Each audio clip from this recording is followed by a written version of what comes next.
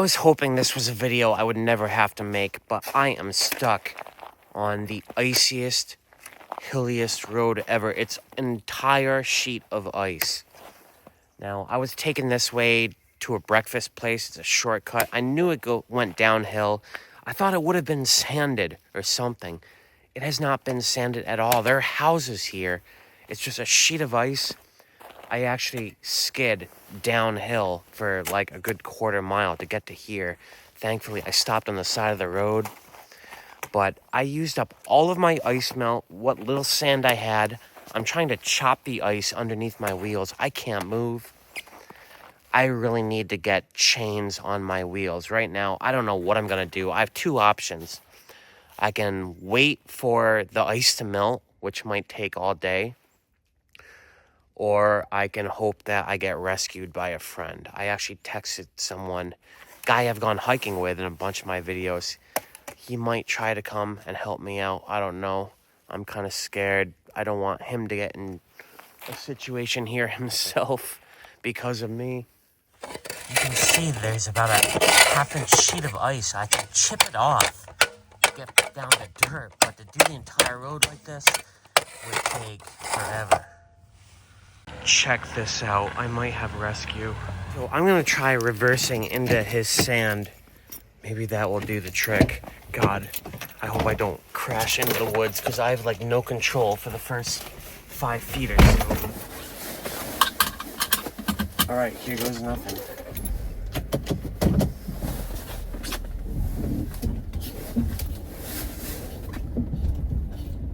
Oh man, it's working. It's working. Now it's time to see if he has enough room to get by me and sand the front.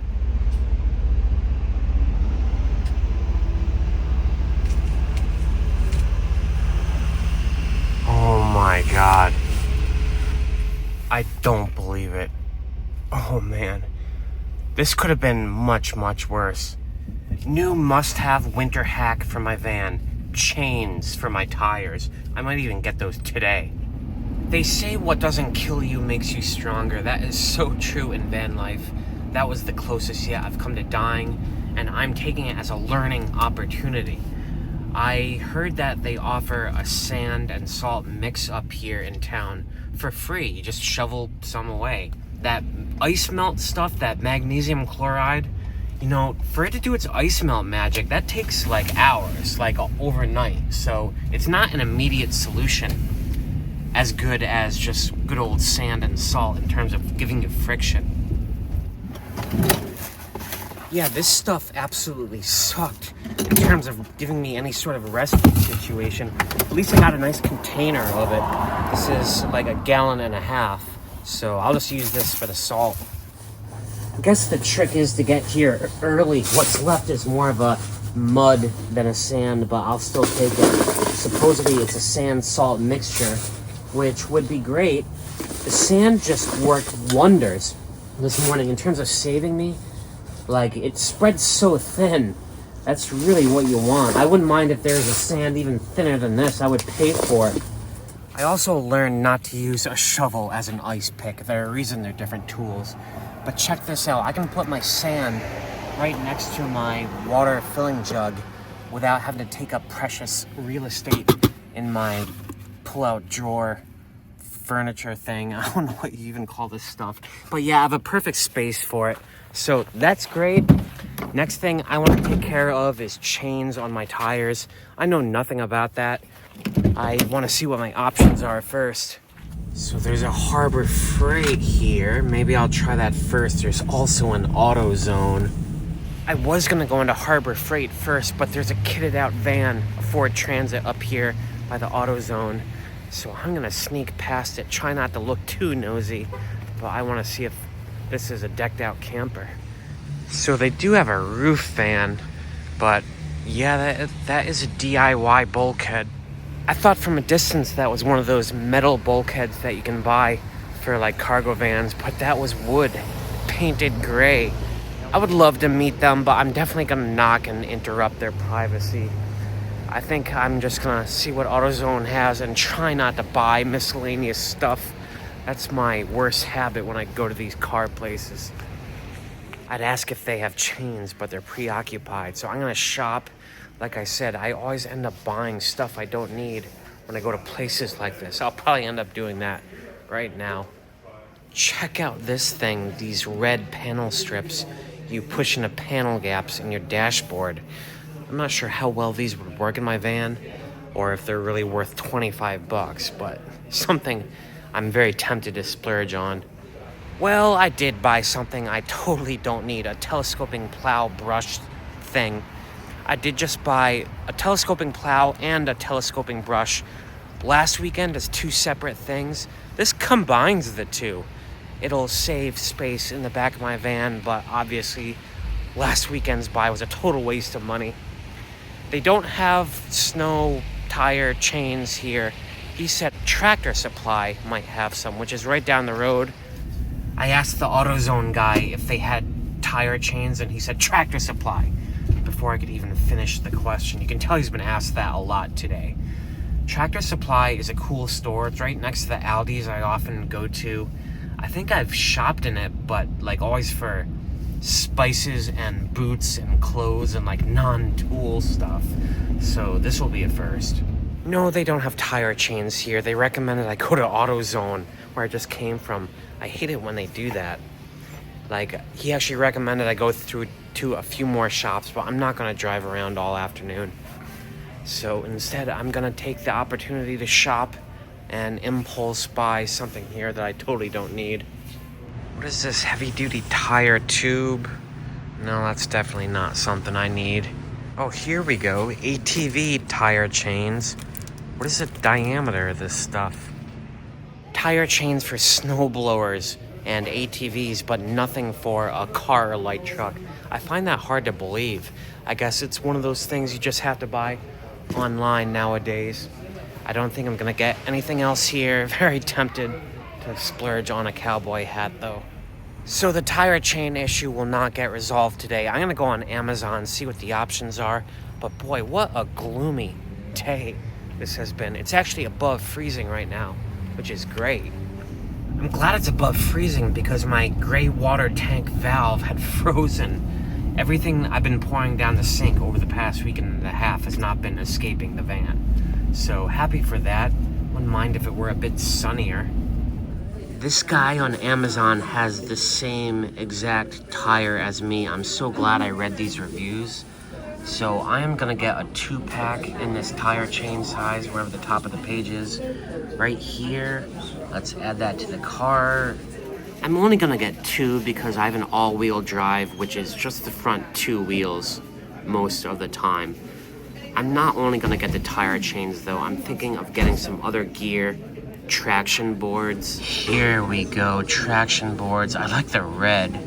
Strangely, these come in packs of 2 as well and cost just about the same, but let's add one of these to the car. I started reading up on winches. Those things range from a few $100 to $3,000 for a full kit, so I need to do a lot more research on that before I buy anything. Unfortunately, I have to wait 2 weeks for all this stuff to arrive, so I can't test anything out today. What I think I'm gonna do is go for a little hike, maybe down in South County.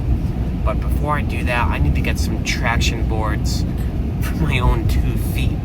I'm talking about micro spikes. Spikes are taken care of. I thought about getting snowshoes too, but they're big and I have to start worrying about space in my van. I have been accumulating stuff, especially over the course of this fall and winter, just new gear and stuff, and I don't think I have space for it all. These traction boards I'm about to get, they're pretty big. I have been watching the gas mileage in my van tick downwards over the course of this year from 17.5 per gallon to 15.9, which it is right now. Spikes make all the difference, but does having them enable you to take more risks? We'll soon find out. I returned to the scene of a crime a few months ago. Wacona Falls. I did an outside meal prep session on a grill here during that whole outside fire ban. I got a good talking to from the officer, thankfully, but no fine. Anyway, there's rumors of an abandoned soapstone mine or some sort of cave system up the waterfall a little ways. I want to try and find it, but the first thing I need to do is cross this river. I don't even see any animal tracks going across it so far, and they're a lot smarter than me. So I'm gonna do what I normally do when I encounter challenges in life and don't know what to do yet. I'm just gonna walk downstream a little. You see, if you just go with the flow for a little while, the problems get smaller. That's what happens here. After that pool, the river divides into two right here. It bisects. Both brooks are smaller and much more crossable. I was beginning to think I would have to cross some of that ice, but look here, Mother Nature has offered the bridge. This is only about the width of my hand and just covered in ice. See, this is the whole risk-taking thing.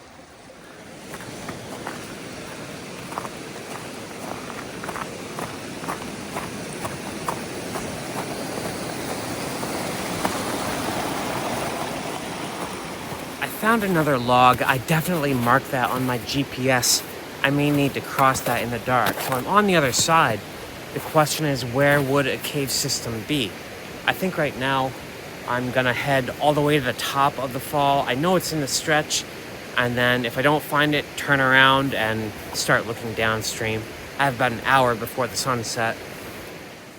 I noticed this pile of erratic boulders that I'm climbing up to now. Normally this is where I would find polar ice caves, which I think this might be. I'm just gonna look at all these nooks and crevices right around here. No, that doesn't go too deep. That is just a small space.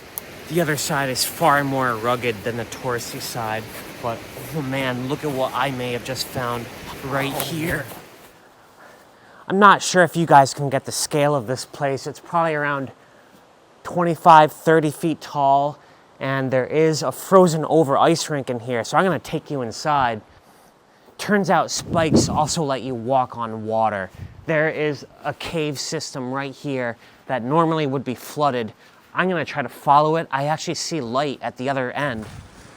So here we go. This might actually get pretty deep. I am hoping and praying that I do not fall in this water. But do you guys see down there? There is another room. I figured if I do fall in, I don't want to take my phone with me, so I might as well set it up and record it. This might be me recording my own death. I hope not. I mean, the video won't get published if it is. Here goes nothing.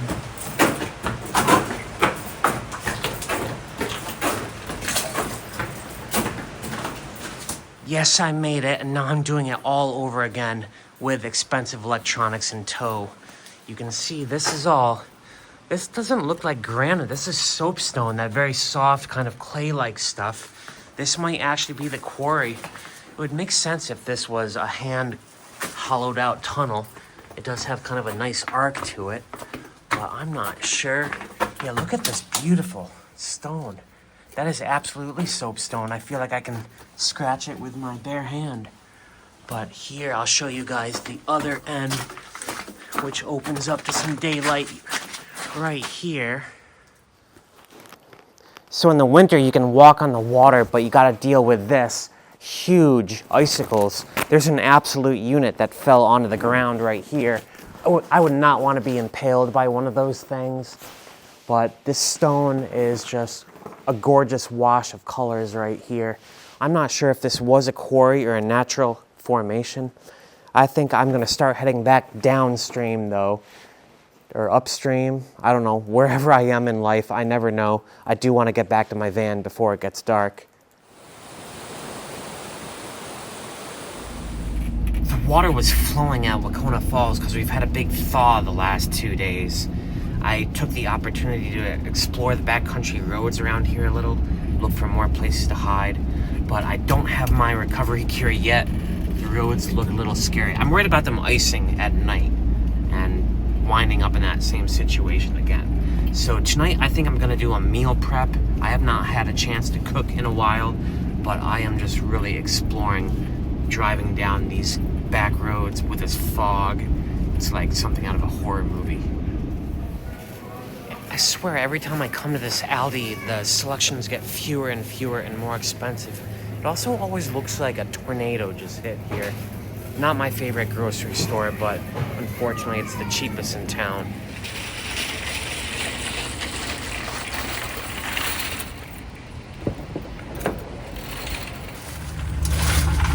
I got something new tonight. I try to do something different with every meal prep. This is pre-seasoned chicken. It was actually cheaper than the regular stuff.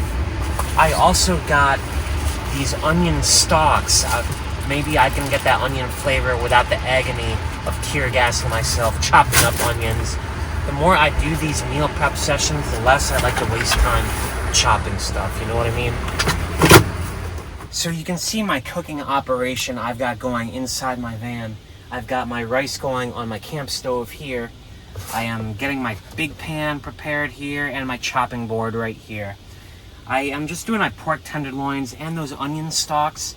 I'm telling you, these are a lot easier to chop than onions themselves. Actually, I didn't even chop them. I just tore them with my hands like a savage. I'm in front of Applebee's right now, my favorite place to park and do cooking marathons lately because I know no one will bother me here. I spoke too soon about no one bothering me. Someone's doing donuts out there in the parking lot. I mean, I guess it's not bothering me directly, but yeah. Alright, all clean in here. Again, I do a deep clean after every meal prep session. Meal prepping saves me a ton of money. I'm talking like hundreds of dollars a week. I feel just so much better having gotten it done, like I'm doing the right thing. Also, doing a deep cleaning my van 2 days in a row makes me feel better. These are all compensation mechanisms for the trauma of what almost happened to me 2 days ago. On that icy road, that was the closest I've ever come to wrecking and losing everything. This isn't just a car, this is my house. Everything I own is in here. I actually skid for about 200 yards down that hill before I came to a stop on the embankment on the side of the road. I didn't record that. It might be in my dash cam, but it was terrifying. I'm so glad I had a friend to save me. Morgan, Terry, if you're watching, huge thanks. Right now, I am just feeling a lot better off. I can't wait for that recovery gear to come in, but I've got sand and I've got a smarter brain. I learned through my mistakes. Thanks for watching, guys. I'll see you in the next adventure. Hopefully something a little less risky. Peace out.